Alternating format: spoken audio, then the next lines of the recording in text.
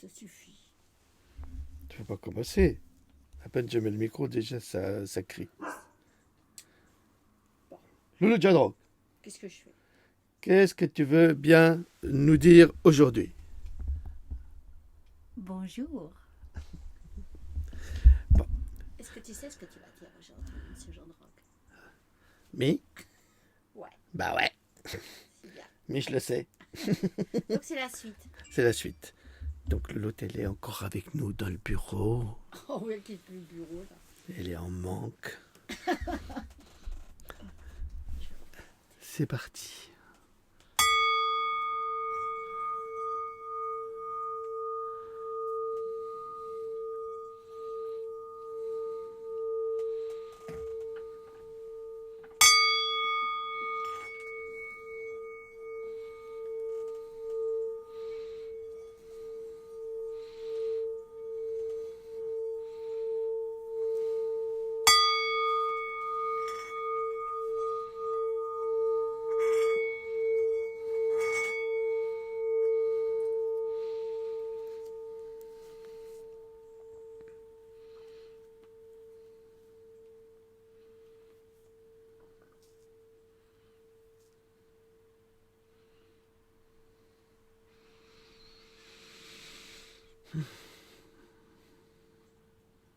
Bonjour à toutes, bonjour à tous. Nous sommes le 2 octobre 2020 en compagnie de notre louloute nationale, internationale et intergalactique. Bonjour tout le monde. Alors aujourd'hui, vous allez vous demander pourquoi est-ce qu'il est encore là, celui-là. Eh bien parce qu'il faut qu'on termine ces conférences sur Bill Gates et sa forfaiture, son imposture. On a vu la main de Louloute passer à une vitesse phénoménale. Petite main de Dieu. Petite mouse. Je remercie fraternellement mon frangin Eric qui a reçu son livre et sa famille adorable. Lou et moi, nous les remercions pour ce qu'ils nous ont envoyé comme petit message. Et c'est Eric qui fait les graphiques sur Facebook concernant la présentation de mes livres et il est extrêmement doué et je le remercie de sa présence indéfectible. Voilà, et il le sait. Alors, vous m'avez demandé des livres. Alors, on va continuer la série. Ça va pas plaire à tout le monde, mais je m'en fiche. Voilà, ça c'est un de mes livres de chevet. C'est la Bible de Chouraki. J'aurais très bien pu vous montrer le Coran, parce que je l'ai également, et la Torah également. Alors pourquoi j'aime cette Bible plus que les autres? Parce qu'elle est extrêmement poétique et qu'elle vous donne à réfléchir, surtout. Et d'autre part, parce qu'elle a été directement traduite de l'hébreu et même des langues, de ces langues mortes comme l'araméen. Donc elle a été directement traduite par André Chouraki, qui est un homme, je ne sais pas, je crois qu'il est décédé, mais j'en suis pas sûr. Je ne veux pas l'enterrer, je ne veux pas enterrer l'ours avant de l'avoir tué, et j'ai aucune intention de le tuer. Donc c'est un érudit extraordinaire. Alors évidemment, bon, dans les milieux spécialisés, c'est toujours contesté, mais je m'en fiche. Moi, c'est la Bible qui me parle le plus. Un autre grand classique pour moi, c'est ça. C'est ça. C'est l'initiation de Rudolf Steiner, un cycle de conférences absolument passionnant. Et je regrette que Pascal Trefingui, mais il le sait, je lui ai dit, je pense qu'il se trompe sur Rudolf Steiner, hein, parce que Pascal Trefingui est quand même un érudit. Quoi qu'on puisse en dire, c'est un homme, c'est un intellectuel brillant. Bon, aujourd'hui, c'est la tourmente, c'est très gênant, même pour moi, ça me gêne. Mais je crois qu'il se trompe, je le crois sincèrement qu'il se trompe sur Rudolf Steiner, qui n'appartient justement pas à ces satanistes. Et c'est pour cela qu'il s'en est séparé très tôt. Et ces satanistes qui ont aidé justement les nazis par la suite, et c'est pour ça que je dis que Steiner a été empoisonné par les nazis, c'est parce que c'était les mêmes, donc ces satanistes dont il fait référence, là, Lucy Trust, entre autres, c'était les mêmes qui appartenaient à ces groupes ésotériques. Mais Steiner n'était pas un démon, loin de là. Loin de là. Et je le lui ai signalé, mais tout à fait amicalement. Hein. Tu veux me donner ça, je t'en prie, Je vous rappelle un livre dont je suis l'auteur, évidemment. C'est un questionnement sur notre histoire, ce qui est vrai, ce qui est faux, sur l'histoire du passé, sur l'histoire de l'homme. Et donc, archéologie et spiritualité. C'est un livre tout à fait à part dans mon travail de recherche. On a beaucoup de bons échos. Je remercie les lecteurs, surtout.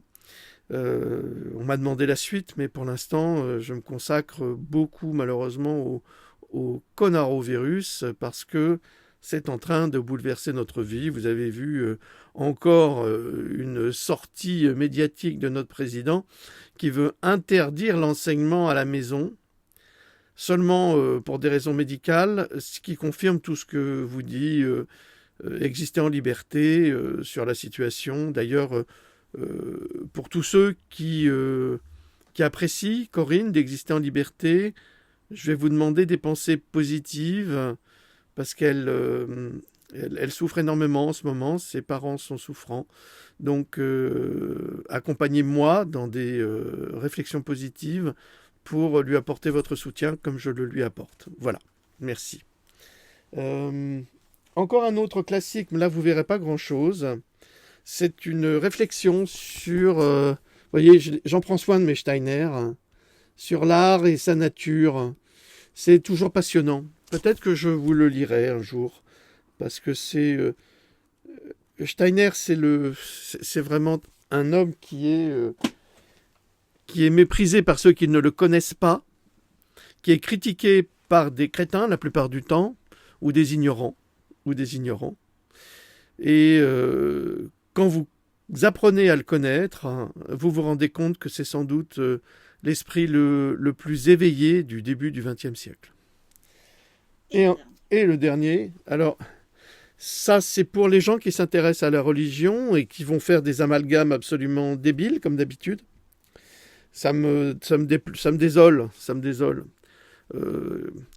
Il suffit que quelqu'un va avoir un avis sur la religion chrétienne, sur la religion musulmane, sur la religion juive, pour que des extrémistes des uns et des autres, des côtés des uns et des autres, se lèvent, comme pour la Danette, et disent des bêtises. Voilà, c'est un grand classique. Alors, je sais que les livres de Steiner, puisqu'ils sont édités par la Société anthroposophique en Suisse. Je sais qu'ils sont chers, ceux-là. Mais, chers. Tout est relatif. Vous savez, il y a des gens qui s'achètent des cigarettes, qui boivent beaucoup de vin ou d'alcool fort. Ça coûte moins cher que tout cela. Hein, nous ne fumons pas, nous ne buvons pas. Nous achetons des légumes bio, nous n'achetons pas des produits surfaits. Nous les fabriquons, nous les confectionnons. Donc, et puis Steiner, moi, il m'accompagne depuis 50 ans. Donc voilà, c'est une accumulation durant toute une vie. Donc, il est vrai que fut un temps où où j'économisais pour m'acheter un Steiner, parce que j'avais besoin d'avoir ça avec moi. Voilà. Donc, mais les poches que je vous ai montrées la dernière fois, parce que quelqu'un m'a fait la réflexion qu'ils étaient chers, non, ils ne sont pas chers. Les livres de poche, vous pouvez les acheter d'occasion, ça ne coûte rien. Vous pouvez, même si vous critiquez Amazon, trouver des livres gratuits sur Kindle. Il y a une bibliothèque énorme de classiques gratuits sur Kindle. J'en ai plein. Vous pouvez trouver des La Fontaine, des Voltaire, des Molière, gratuits, je dis bien gratuits, des classiques. Donc, ne me dites pas que la culture est chère. La modernité nous a aussi apporté ce bénéfice-là. Donc profitez-en, relisez les classiques, les Victor Hugo, par exemple, qui est certainement le plus grand défenseur de la démocratie française. S'il y a quelqu'un qui a vraiment défendu cette idée, c'était Victor Hugo et il l'a payé très cher. Et demandez-vous aussi pourquoi Victor Hugo n'est plus lu à l'école. Eh bien parce qu'il éveille vos esprits par sa verve, par son emphase, par ses merveilleuses pensées pour le peuple. Parce que s'il y a un vrai gilet jaune au XIXe siècle, c'est Victor Hugo. Voilà. Eh bien écoutez, on a terminé. C'est très bien. C'est bien. Oh, écoute, ça va passer à une vitesse. C'est phénoménal, hein. Allez, viens. On va le faire, ce bébé? Oui. Alors, on le fera après. Alors, on va continuer notre conférence qui a été divisée en deux parties hier. Cette fois-ci, ça se passera bien. J'y crois. La fondation Gates finance la désinformation scientifique. Eh oui. Et évidemment, vous avez les menteurs, les affabulateurs, les journalistes payés, vendus, corrompus, qui vont vous dire « Mais c'est pas vrai !» Ben si, c'est vrai, parce qu'on en a les preuves. C'est ça la différence que vous avez avec certains sonneurs d'alerte. Moi, je ne suis pas un sonneur d'alerte, je suis un chercheur. C'est ça la différence, elle est fondamentale. C'est-à-dire que quand je vous dis quelque chose, c'est soutenu par des preuves. Toujours. Sinon, c'est pas la peine de les dire. Si c'est pour faire des conversations de bistrot, ça ne sert à rien. C'est pour cela que vous trouvez ces conférences intéressantes. N'hésitez pas à vous abonner, ceux qui n'êtes pas abonnés à notre chaîne, parce qu'on n'est pas assez nombreux, je trouve, par rapport à tous ces commentaires que nous recevons. Alors, la Fondation Gates, Bill et Melinda, parce que celle-là, elle en tient une couche également. Et n'oubliez pas que s'il y a de l'humour, c'est que nous sommes des humoristes et du net, a également un problème historique de financement peu recommandable et imparfait, au point d'encourager une science frauduleuse. Et vous allez découvrir que le financement de la Fondation Gates, pour quelqu'un qui est un philanthrope, il n'est pas si philanthrope que ça. Ce que le couple Gates appelle désinformation et théorie du complot, vous savez, c'est souvent les assassins qui accusent les autres d'être assassins, qui ne sont dans une large mesure que des informations révélant les propres campagnes de désinformation de la Fondation Gates. Parce qu'en fait, ceux qui font de la désinformation, c'est la Fondation Bill et Melinda Gates, et qui font des théories du complot, c'est la Fondation Bill et Melinda Gates et tous leurs satellites. Évidemment, c'est pas du tout le discours qu'on a l'habitude d'entendre. On se dit « Ah bah oui, Bill Gates, il a donné sa fortune aux pauvres ». C'est faux. C'est absolument faux. C'est comme de dire que le vaccin contre la polio a guéri la polio. C'est faux. C'est comme de dire que le vaccin contre la variole a guéri la variole. Et ça, c'est Alexandre, là, le médecin français. Il dit n'importe quoi, cet homme, en tous les cas concernant la variole. Donnons un exemple concret. La Fondation Gates finance le centre MRC pour l'analyse mondiale des maladies infectieuses à hauteur de millions de dollars par an. Alors déjà, là, il y a un conflit d'intérêts monstrueux.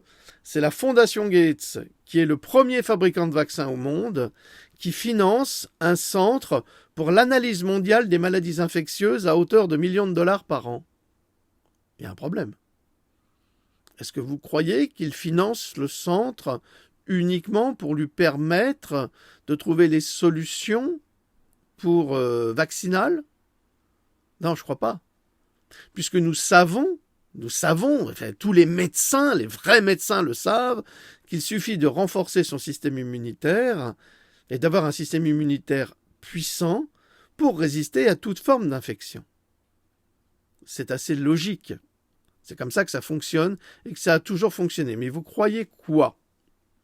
Comment les animaux ont pu évoluer, comment la nature a pu évoluer depuis des millions d'années sans vaccin?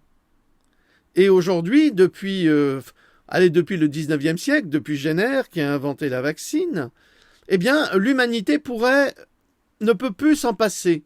L'humanité, pour survivre, a besoin des vaccins. Mais vous rêvez? Vous rêvez? Nous n'avons pas besoin des vaccins. Les vaccins peuvent nous aider dans certaines conditions, quand ils sont bien faits, quand ils ne sont pas bourrés de poison, ils pourraient nous aider. Mais pas là, pas dans le cas présent. Actuellement, nous n'avons aucune preuve que le moindre vaccin, scientifiquement, je parle de science, fonctionne. C'est tout. Ça fonctionne un certain temps, puis après ça ne fonctionne plus. C'est pour ça qu'il faut faire des rappels. Donc ça sert à rien. Aujourd'hui, depuis 1963, soit 57 ans à peu près, eh bien, on est toujours à vacciner avec le vaccin contre la rougeole.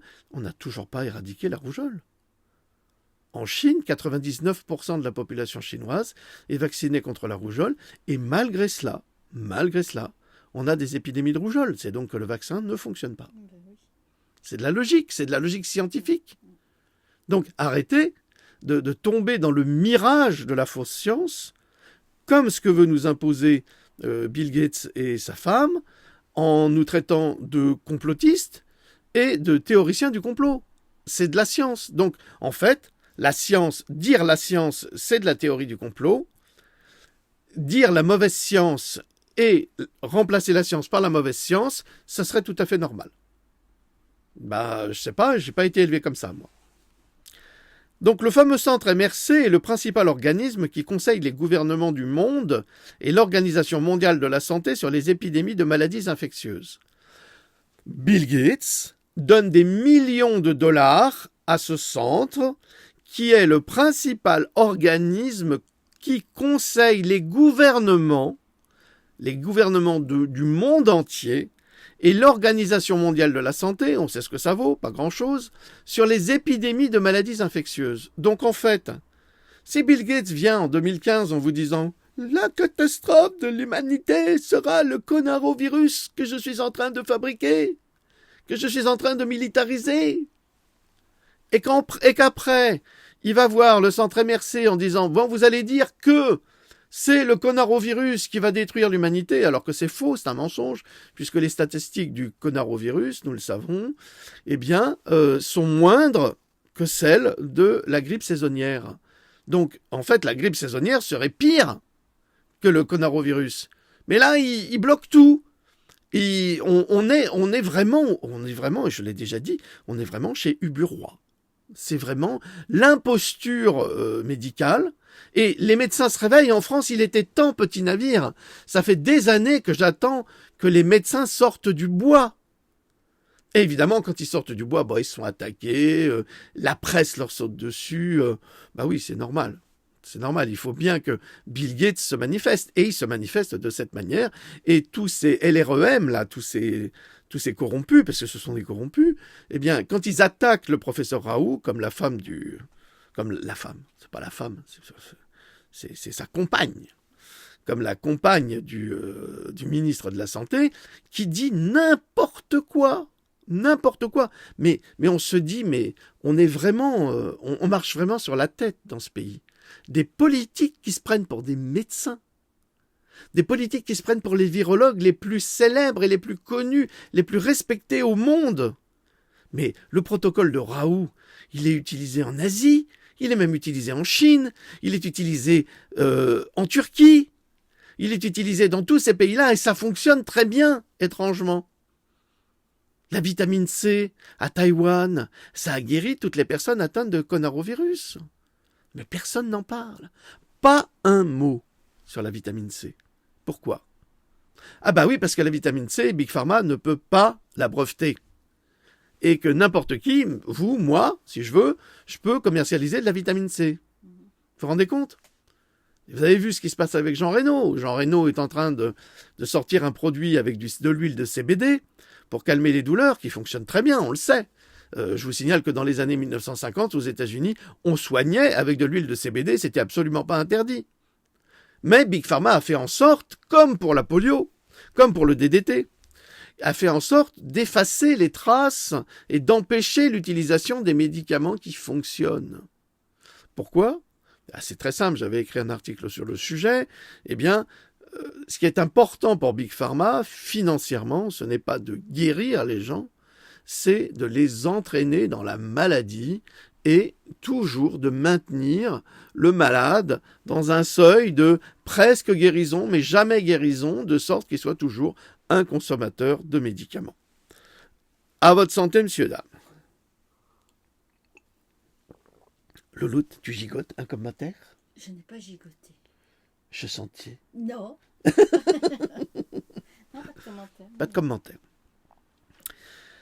Donc, vous comprenez l'influence en sous-marin de ce Bill Gates qui après arrive avec le journal Le Monde qui va dire bah non, c'est un saint, le type c'est le sauveur de l'humanité, mais c'est des mensonges absolus que nous prouvons. Et ça, c'est jamais publié, ça. Hein. Ça, non. Ils se fatiguent pas pour le publier, ça. Ils font pas leur boulot, là.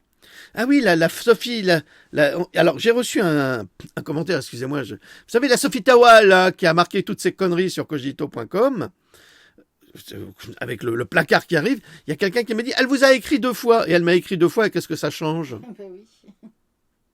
Si elle est payée par ce sale type, bah, qu'on lui dise ce qu'on est, qu'on lui donne des informations, ça change rien. Elle est toujours aussi médiocre, aussi mauvaise et aussi menteuse.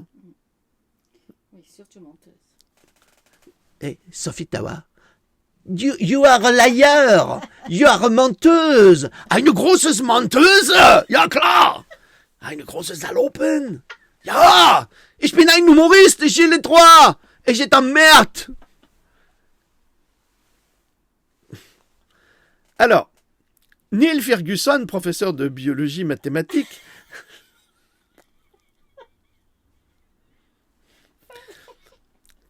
Dame Louloute, bitte, Oui. die große bitte, calmez-vous. Je reprends parce que ma merveilleuse assistante est dans une hilarité exceptionnelle.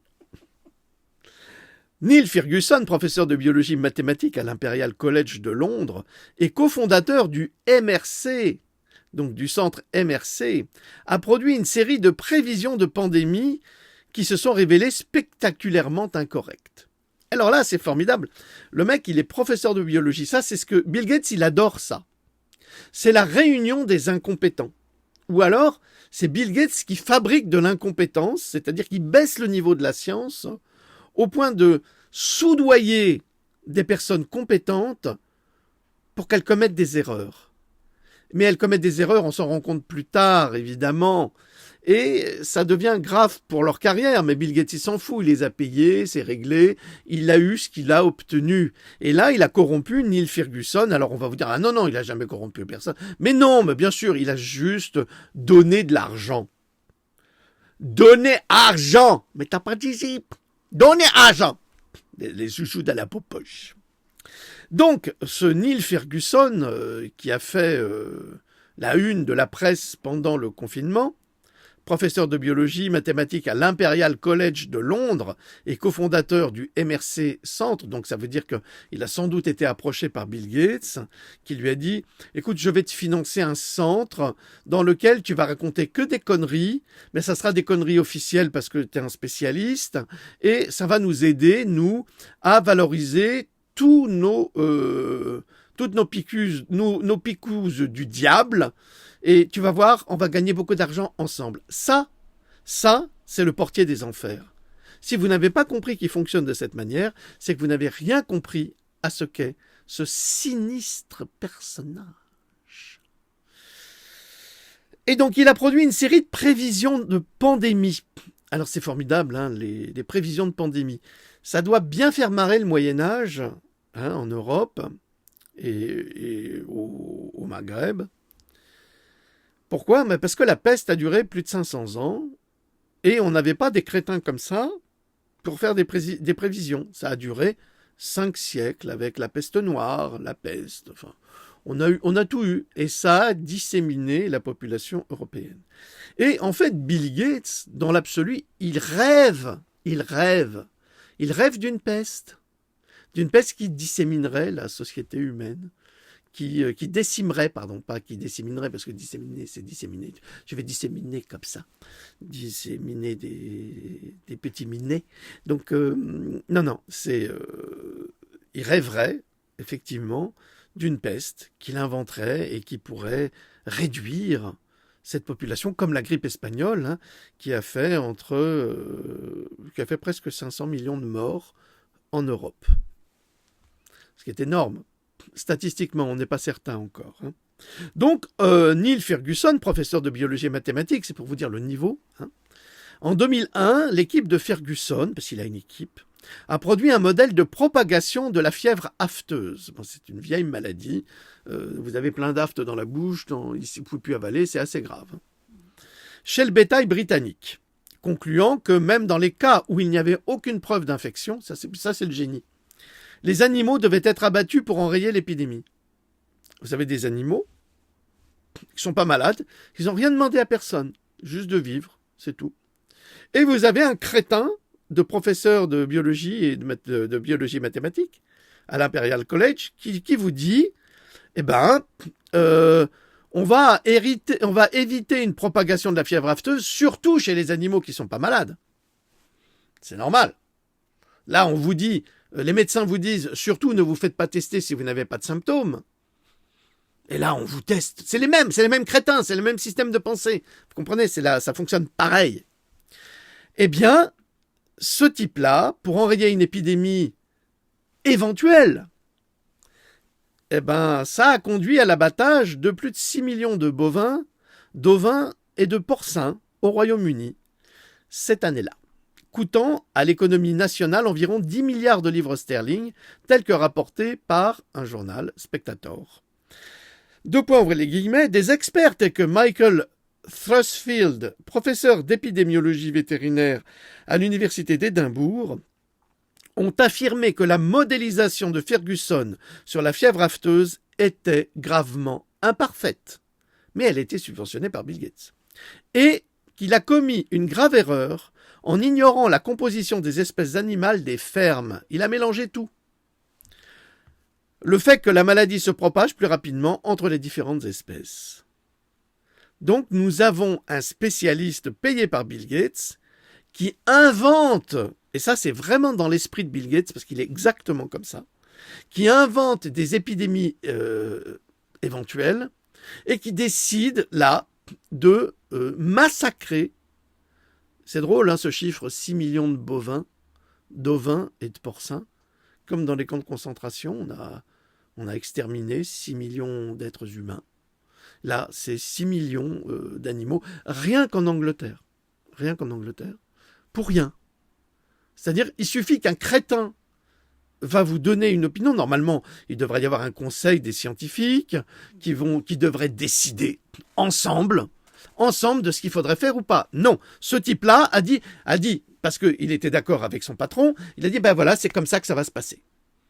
Alors que ça ne s'est pas du tout passé comme ça, que ça ne s'est jamais passé. Donc c'est je ne sais pas à qui on donne le pouvoir, mais on donne le pouvoir à des assassins, en fait.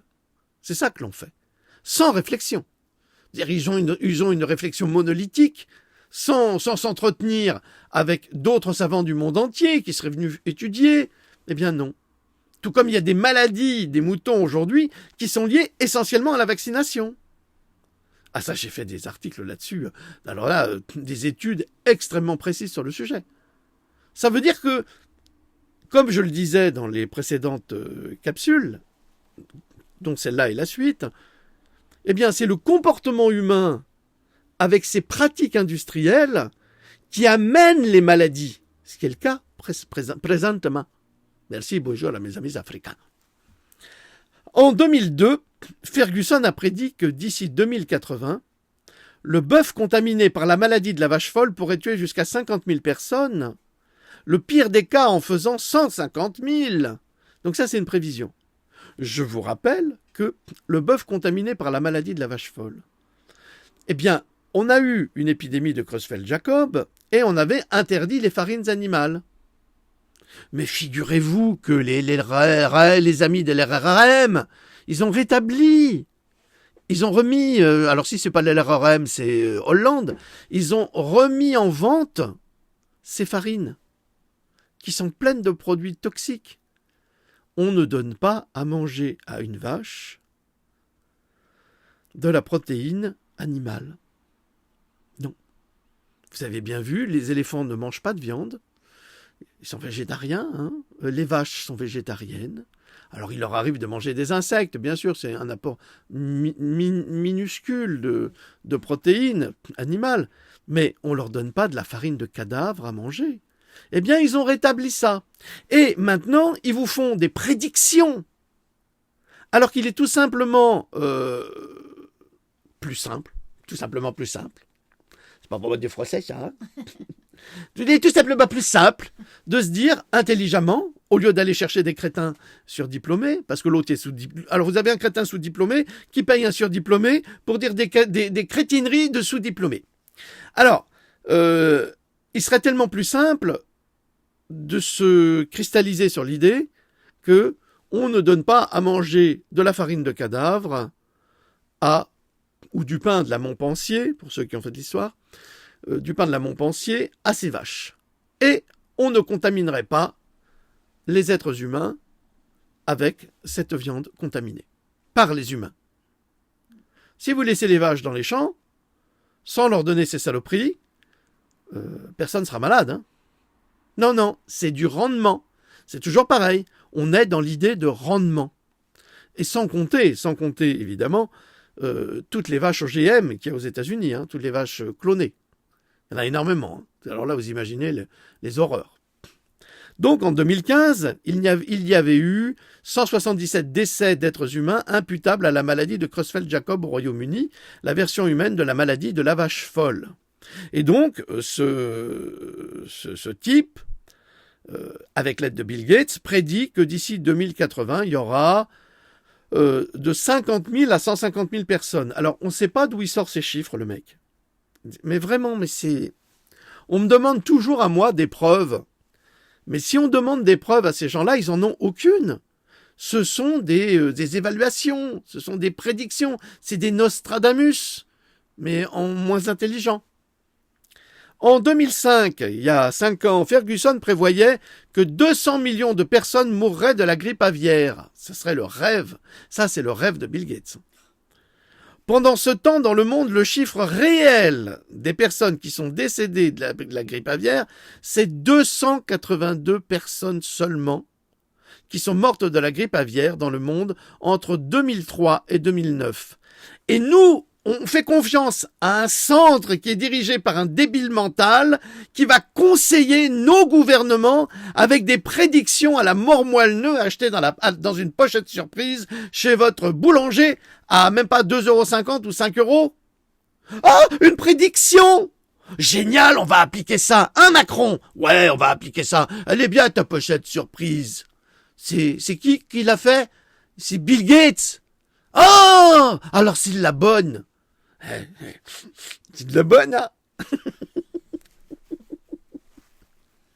Donc, vous comprenez, ce centre-là, qui va conseiller les gouvernements, il est vraiment très intelligent, hein, très très intelligent. Et on continue, hein, parce que c'est pas fini. En 2009, le même Ferguson, le même professeur, a prédit que la grippe porcine aurait un taux de mortalité de 0,3% à 1,5%. C'est même plus que le coronavirus. Le taux de mortalité le plus probable étant juste autour de 0,4%. C'est minable. Sur la base de ce modèle, le nombre de morts projetés au Royaume-Uni était de 65 000 morts. Voilà, la lumière divine vient m'illuminer. Chaussée au moine.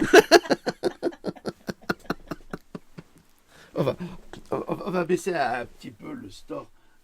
Merci mon Dieu, mais n'en faites pas trop quand même. Je suis votre serviteur absolu dans toutes les religions du livre, mais quand même. Je vais me maintenir. Donc en 2009, j'en profite pour boire un petit coup à votre saint-Epsier d'abord. En 2009, Ferguson a prédit que la grippe porcine, nous l'avons dit. Et donc, le nombre de morts qu'il avait projeté au Royaume-Uni était de 65 000 morts quand même. C'est pas mal, hein. Une fois la pandémie terminée, il s'est avéré avoir un taux, l'Angleterre, le Royaume-Uni, s'est avéré avoir un taux de mortalité de seulement 0,026%, tuant seulement au lieu des 65 000 morts, 457 Britanniques. Tu vois la différence quand même ? Moi, je suis pas scientifique, hein. Mais si moi j'avais annoncé ces chiffres-là, on m'aurait dit, mais d'où tu sors, toi ? Tu racontes des bêtises ? Tu n'es pas scientifique ? Tu as des diplômes pour parler comme ça ? Mais quand on laisse parler les gens qui ont des diplômes, on arrive à ça. Alors qu'est-ce que ça doit être, hein ? C'est quand même extraordinaire. Heureusement qu'on a des grands diplômés qui travaillent pour Bill Gates. En fait, tous les médecins là qui montent là à la télévision pour nous dire qu'on est irresponsable en portant pas les masques, bande de cons, les masques ne servent à rien, tout le monde le sait. Même le ministre de la Santé l'a dit. Alors si c'est lui qui le dit, c'est que c'est vrai. En 2020, le modèle de l'Imperial College de Ferguson pour le Covid-19, sur lequel s'appuyaient les gouvernements du monde entier, a conduit aux mesures de réponse à la pandémie les plus draconiennes de l'histoire moderne. Ferguson a prédit que le Royaume-Uni envisagerait un bilan de plus de 500 000 morts. Excusez-moi, je rigole. Je me gausse. Et les États-Unis, quelques 2,2 millions de morts si aucune mesure n'était prise. Et heureusement que c'est Ferguson qui fait les estimations, parce que là, on est sûr que c'est du mensonge. C'est sûr. Sur la base des expériences de certains pays qui ont choisi de ne pas verrouiller ou de ne pas imposer des mesures draconiennes de prévention des maladies, comme la Suède, nous pouvons désormais constater que les réponses autoritaires à une pandémie ont peu ou pas d'impact bénéfique. Ça ne sert à rien. Actuellement, il y a 0 mort du Covid-19 en Suède. Et ils vous disent le contraire. Je vais baisser parce que Dieu me sert trop là. Merci. Je suis très honoré, mais techniquement, c'est pas bon. C'est techniquement si pas bon. Ah, tiens.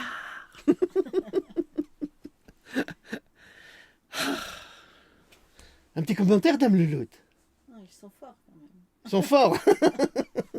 Alors, Louloute, elle est de ce fauteuil, elle a les mains dans les poches. Ah, ils sont forts. Ah. Très, très fort. Là, vraiment très, très fort. Ils ont des boules de cristal. Ah oui, alors ça, Bill Gates, c'est ses boules de cristal. Enfin, j'aimerais pas être à la place de madame, mais enfin, ça me regarde pas. Selon Ferguson, sa prédiction terriblement incorrecte était basée sur un code informatique non documenté vieux de 13 ans, destiné à être utilisé pour une pandémie de grippe redoutée, a rapporté le National Review. Alors là, c'est fort quand même. Le mec qui est censé faire des prédictions, des estimations sur la pandémie Covid-19, va prendre un code informatique vieux de 13 ans. Le mec, il se fatigue pas, hein. Qu'est-ce qu'on va prendre comme code informatique pour rouler les gens dans la farine ? Prenons que celui de 13 ans, le chiffre 13. Il y en a un en trop.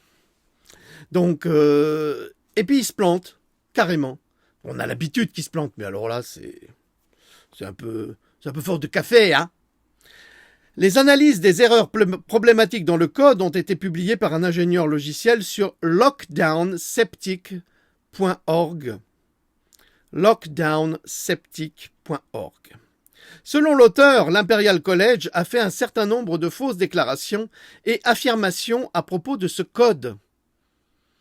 En mai 2020, Ferguson, surnommé le professeur Lockdown, a démissionné de son poste de conseiller du gouvernement du Royaume-Uni après avoir été surpris en train de violer les règles de verrouillage et de distanciation sociale qu'il préconisait si fortement pour aller rencontrer sa maîtresse, qui en plus, elle était mariée. Elle était mariée. Il a été la niquer. Oh, super le Covid, moi j'adore, comme ça ton mari peut pas me voir. Oh là, c'est bon. Mais il a été attrapé, le connard.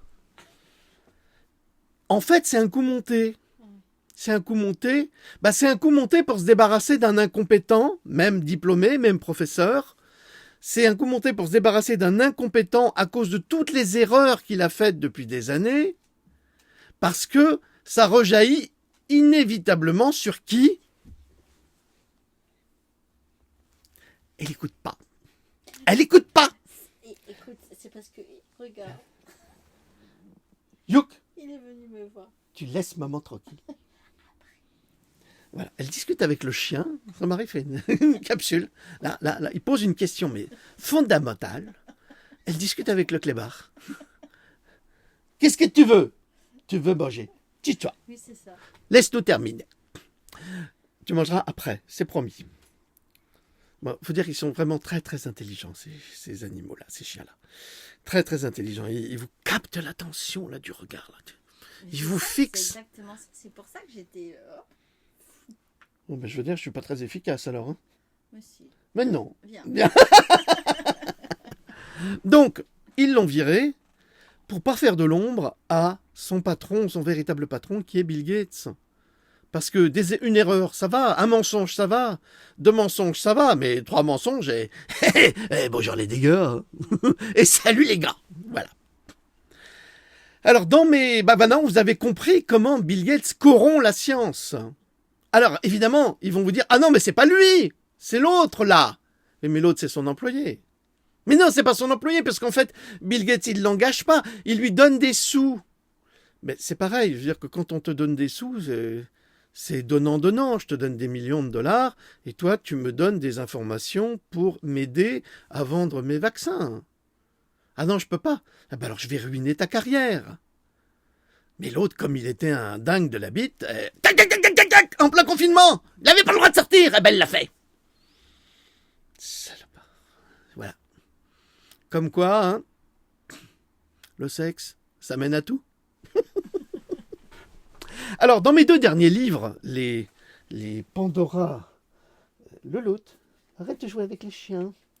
Non, pas celui-là, les derniers. Attends, mais... Mais oui, je sais, j'attends. Voilà. Attends, stop.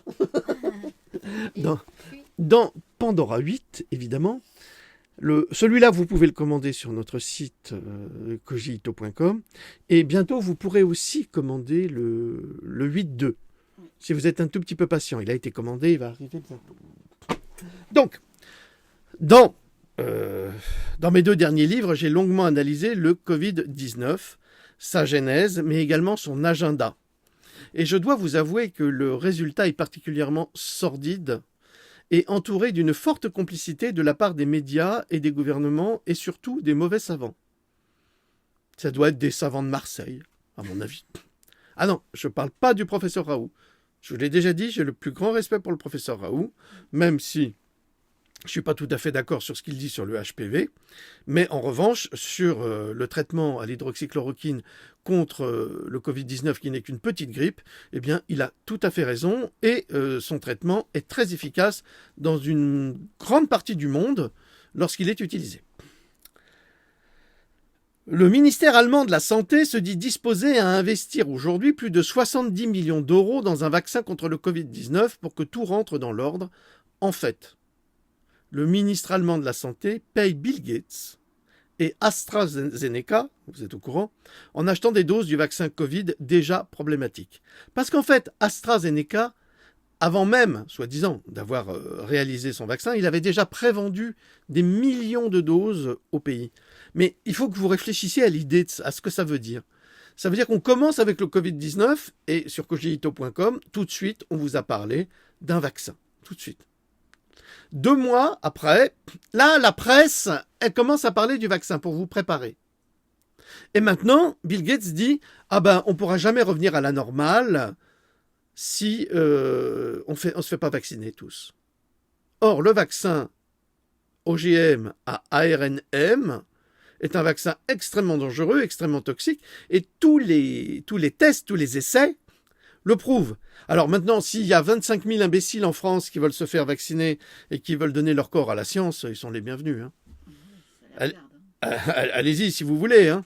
Mais ils n'ont même pas besoin de vous, je vous le dis tout de suite. Hein. Ils ont déjà tout. C'est déjà tout prévu. Comment se fait-il qu'AstraZeneca a déjà vendu des millions de doses? Mais comment tu vas acheter des millions de doses alors que ton produit n'existe pas? que normalement il faut des années pour tester un vaccin. Comment tu peux envisager ça? Ça veut dire que nos dirigeants sont des crétins. Alors, ça, on le sait, mais là, c'est encore une preuve. C'est des Roselyne Bachelot. C'est pareil. Et elle nous refait le coup, là. Donc, le gouvernement allemand a déjà acheté pour 70 millions d'euros de doses. Et le monde entier a acheté pour des millions de doses. Et ça rapporte à qui, à votre avis? À Bill Gates et à ses actionnaires. Là, je pose une question. Depuis quand un vaccin a-t-il réglé la moindre pandémie? Je vous écoute. Monsieur Laurent Alexandre, vous êtes médecin. Depuis quand un vaccin a-t-il éradiqué la moindre pandémie? J'attends une réponse. Mais une vraie, hein, une réponse scientifique, pas votre avis. Votre avis, ça, je m'en fous. Moi, je cherche la science. Eh bien, vous n'en trouverez pas. Et si vous en trouvez, vous me le dites, et moi, je vous apporterai les preuves que vous mentez. Laurent Alexandre, le fameux, vous savez, de Doctissimo, là, on dirait un démon.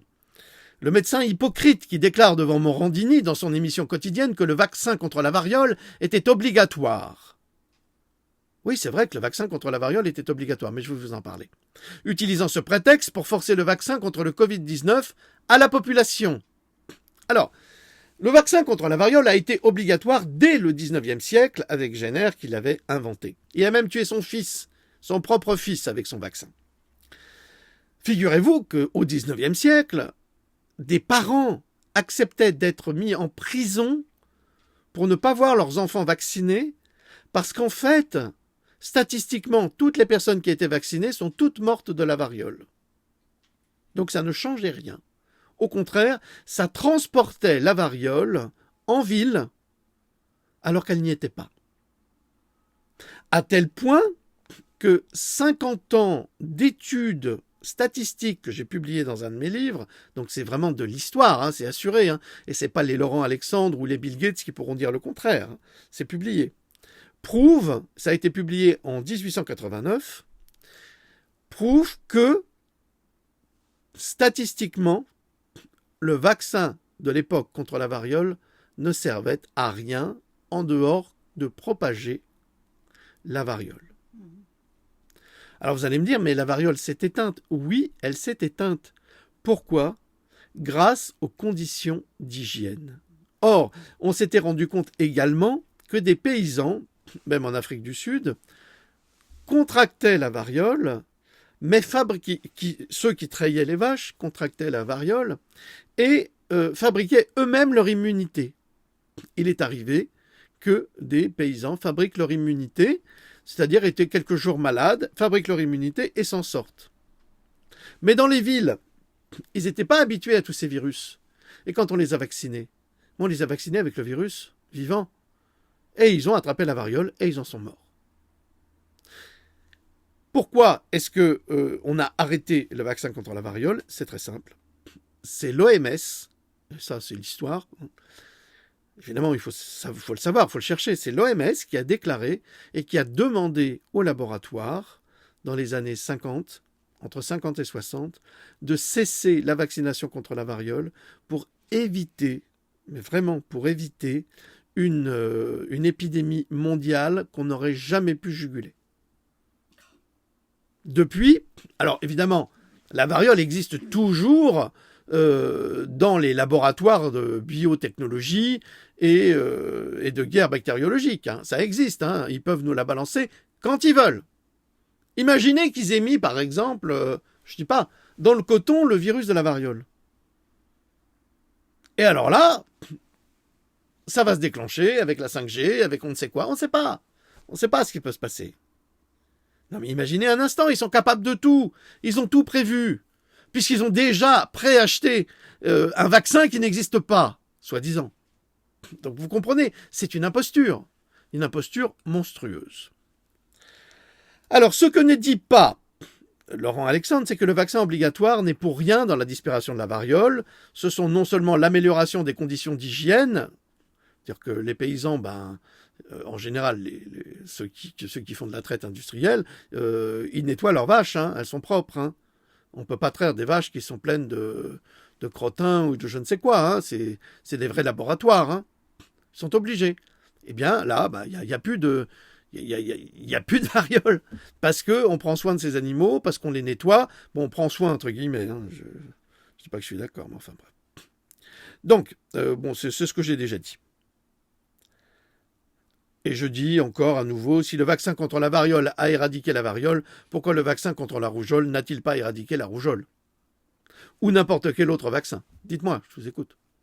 Si vous avez des preuves de ce que vous croyez être vrai scientifiquement, moi je suis tout à fait attentif et je vous donnerai les éléments que moi j'ai trouvés, qui ne sont pas les miens, mais qui sont des éléments qui ont été publiés par des médecins, des chercheurs, des gens extrêmement qualifiés, bien plus qualifiés que Bill Gates, des vrais chercheurs. Bill Gates n'est pas un chercheur, c'est un sous-diplômé. Mais il a beaucoup de pognon, voilà. Alors, la question c'est, Laurent Alexandre a-t-il seulement une réponse scientifique à nous fournir?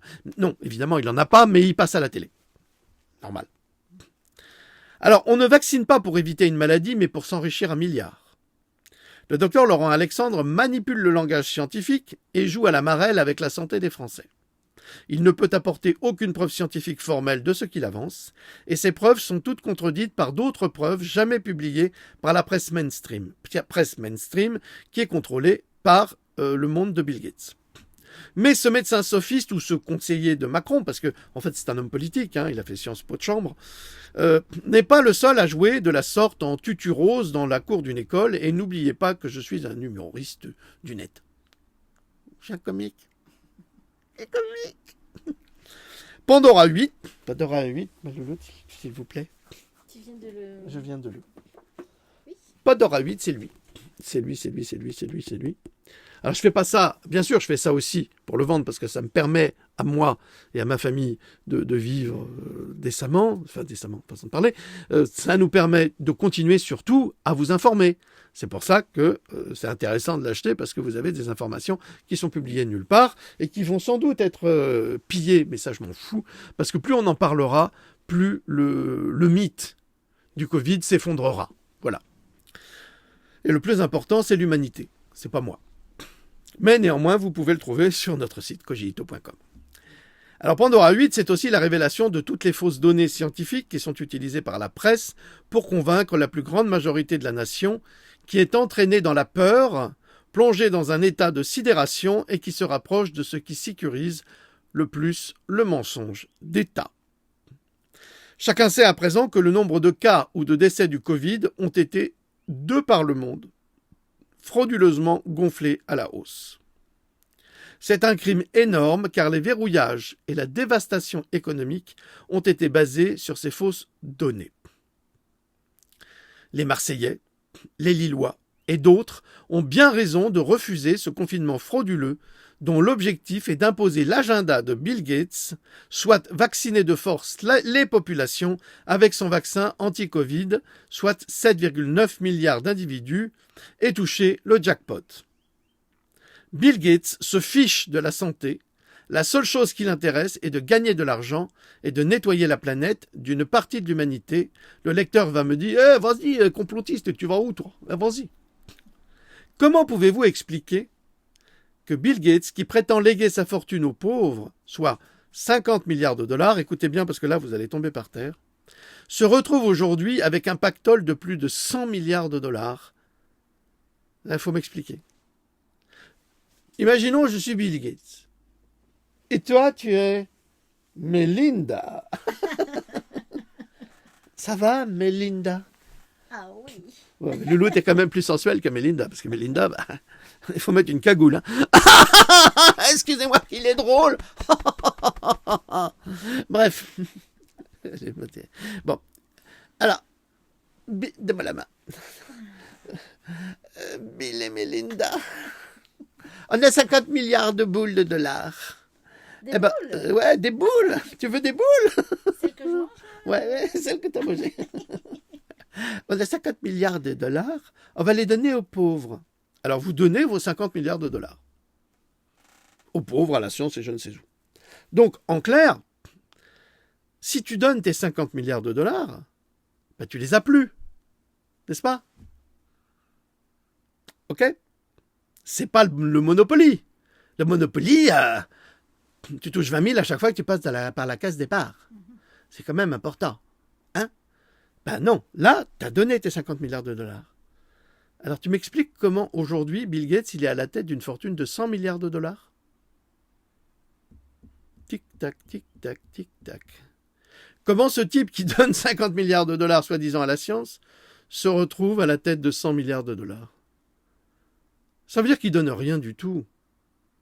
Ça veut dire qu'il fait croire qu'il donne parce qu'il a une fondation. Il a la Bill et Melinda Gates Fondation. Alors ça, c'est Foundation Trust. Ça veut dire que c'est une espèce de banque qui va gérer les entrées, surtout les entrées et aussi les sorties. Mais les sorties doivent faire des petits. Tu comprends? Quand tu donnes, il faut que ça donne. Tu donnes pas vraiment. En fait, tu fais croire que tu donnes pour faire payer les États. Les États, c'est toi. C'est moi, c'est Louloute. C'est nous qui payons tout ça. Et lui, après, il récupère. Il touche le jackpot. Vous appelez ça un philanthrope? Moi, j'ai un autre nom pour ça. Mais je ne peux pas le dire parce que c'est passible de condamnation. Mais c'est quelqu'un qui est très malin pour te donner un billet et puis te le retirer comme ça et ensuite faire des petits avec. Ça, c'est ce type-là. C'est pas ça un philanthrope. Le philanthrope, il va donner son argent. Il va vraiment le donner. Il ne va pas chercher à le récupérer. Sauf que lui, il ne paye pas d'impôts, il investit ici, il investit là. Il devient quasiment propriétaire de tout et de n'importe quoi sans avoir le titre de propriétaire. Et donc, c'est pour ça qu'il n'est pas en position dominante. Et pourtant, il est en position dominante. C'est vraiment une sacrée vacherie, ça. Alors, est-il si facile de multiplier sa fortune en donnant tout aux pauvres, comme s'il n'avait rien donné? Et personne ne s'interroge pourquoi le portier des enfers assiste autant pour imposer le vaccin contre un Covid-19, qui n'est pas dangereux pour les moins de 50 ans, c'est le Covid-19, qui n'est pas dangereux pour les moins de 50 ans, ce qui est tout à fait le contraire de ce qu'affirment les autorités. Les enfants, statistiquement, n'attrapent pas le Covid-19 et n'en meurent pas. Statistiquement, c'est la vérité, on a les chiffres. Malheureusement, on n'a plus le temps là. Mais on fera encore une autre capsule. À présent, les nouvelles données du CDC. Les nouvelles données du CDC, Centre de contrôle des maladies. C'est la référence absolue, ça. Même si ça ment souvent, mais contre l'intérêt des gens. Mais là, ça va dans l'intérêt des gens pour une fois. Ils sont obligés, vous savez, de compenser. Les nouvelles données du CDC confirment que le coronavirus de Wuhan présente un risque de décès presque nul chez les personnes de moins de 50 ans. Attends, je répète. Les nouvelles données du CDC confirment que le coronavirus de Wuhan présente un risque de décès presque nul chez les personnes de moins de 50 ans. Ces données confirment également que le virus reste extrêmement dangereux pour les personnes de plus de 70 ans et le CDC estime qu'une personne âgée de 18 ans qui contracte le virus, c'est-à-dire qui est infectée vraiment par le virus, finit par être tuée par celui-ci s'il n'est pas soigné. Donc, est-ce un virus qui a été fabriqué pour cibler les personnes âgées? Réfléchissez. Pendant ce temps, le taux de mortalité par infection pour les personnes de 50 à 69 ans est de 1 sur 200. Pas beaucoup. Ce qui le rend beaucoup plus mortel que la grippe saisonnière pour les personnes de ce groupe. Ben oui, mais moi je voudrais les voir. Hein. Je voudrais avoir des preuves de ça, mais on ne les a pas. Mais pour les personnes âgées de 20 à 49 ans, le taux de mortalité par infection tombe seulement de 1 sur 5000.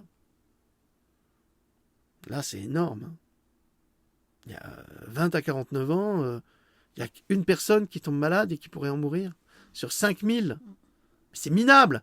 Ça ne vaut pas un confinement. Ça vaut pas la peine d'emmerder notre économie, d'emmerder nos restaurateurs en laissant les McDonald's, les Burger King et tout ça ouvert alors que leurs restaurants sont fermés.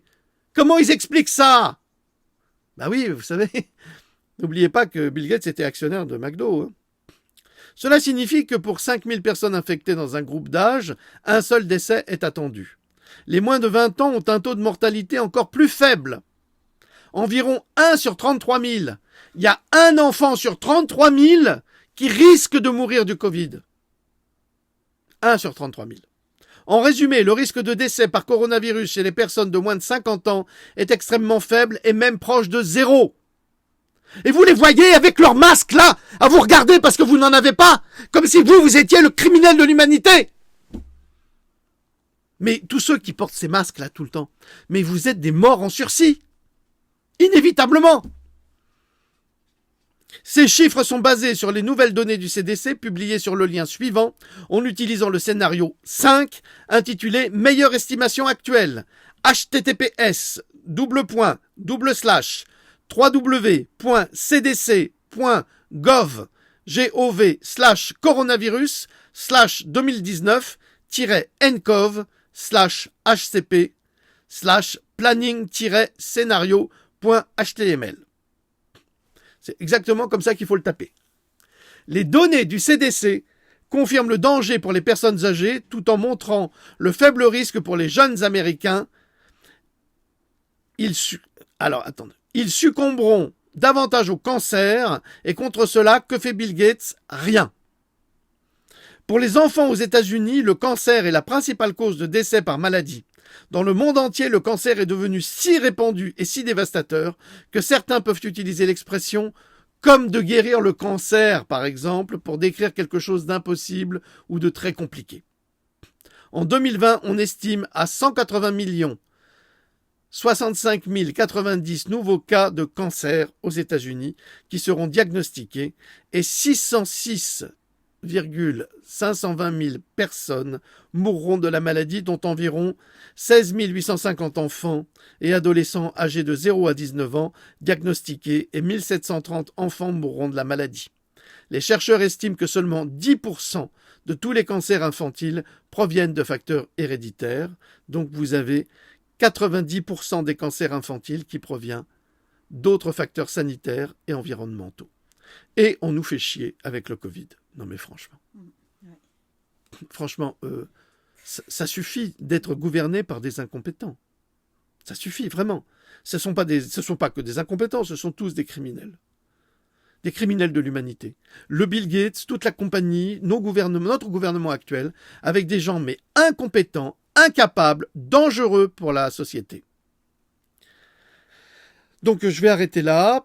Je voulais juste parler un petit peu du cuisinier, là, Philippe Etchebest, qui m'a profondément déçu dans son attitude, parce que le mec, alors là, c'est gros costaud, hein, il est sympa, mais il a un petit poids dans la tête, hein, excuse-moi, Philippe, excuse-moi de te dire ça. Je te dis Philippe parce que je suis un Philippe aussi, bon, ça me dérange pas, je t'aime bien, mais là vraiment, quand tu passes à la télé pour insulter tes camarades, pour les engueuler, en disant « Ouais, nous, on paye à cause de ceux qui n'ont pas respecté les règles. » Mais attends, mais t'es un vrai collabo, mon vieux.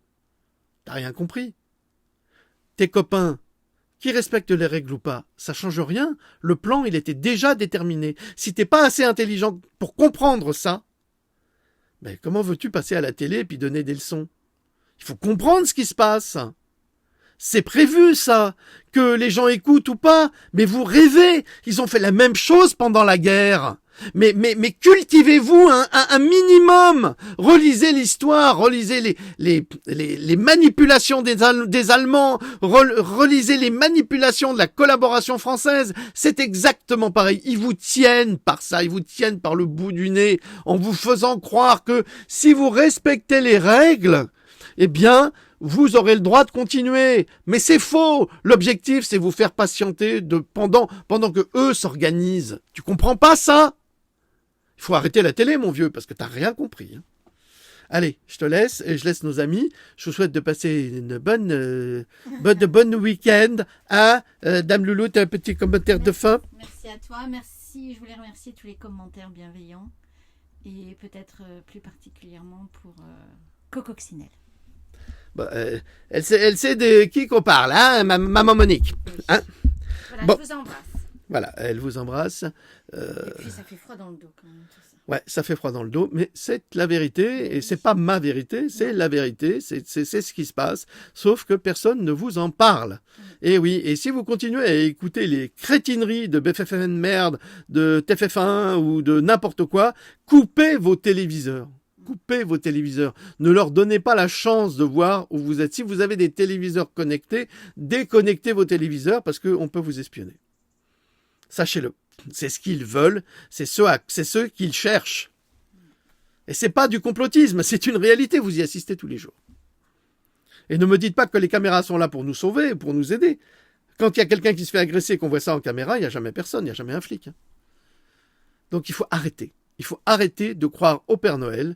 Il faut vraiment reprendre notre destin en main et arrêter de se faire manipuler par des criminels de l'humanité comme c'est Bill Gates et sa femme Melinda. On reprendra ça plus tard, vous verrez, c'est scandaleux ce qui se passe.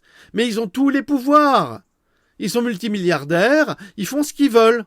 C'est pour ça que ça m'a plu cette dispute entre Bill Gates et Elon Musk. Parce que là, c'est 2 milliardaires. Hein. Elon Musk, qui lui, comme il est milliardaire, il a fait une super voiture et il a fait une fusée, il a le droit de le dire.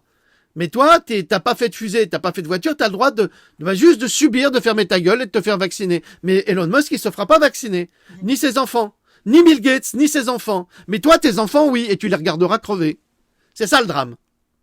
Eh ben, c'est inacceptable. Inacceptable. Allez, je vous souhaite de passer un bon week-end malgré tout. On est très heureux d'avoir eu une conversation avec vous. Et on vous salue. Salut. Au revoir.